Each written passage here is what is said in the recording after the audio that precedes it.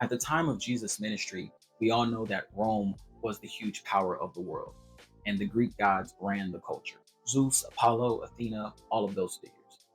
And the thing that distinguished them as gods in the eyes of the people was they were immortal, which made it seem like their dominance and their will would be somehow unavoidable.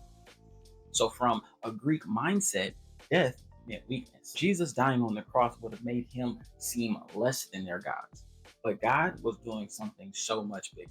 He was showing that real power isn't in avoiding your limits, it's in conquering them and having none in the first place. Now, I'm sure that seemed crazy to the Greeks at the time and maybe even to some of us today.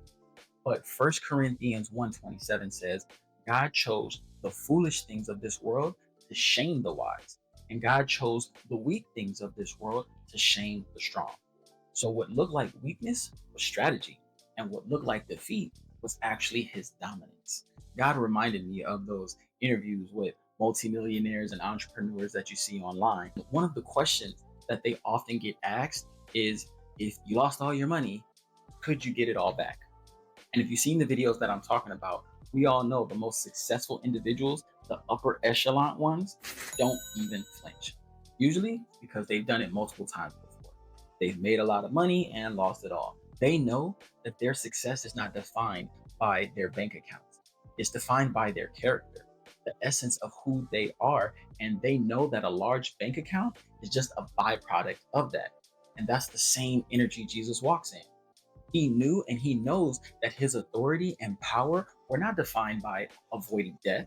It's in the essence of who he is, the Son of God. The glory, strength, and power we see is just a byproduct of the Holy Spirit of God within. Greek gods had to avoid death because they could not conquer it. Jesus walked into it and broke the human limits that were placed on what being a God means. And that's what real power looks like. Because we've accepted Jesus Christ into our heart, that same power and authority now lives within us.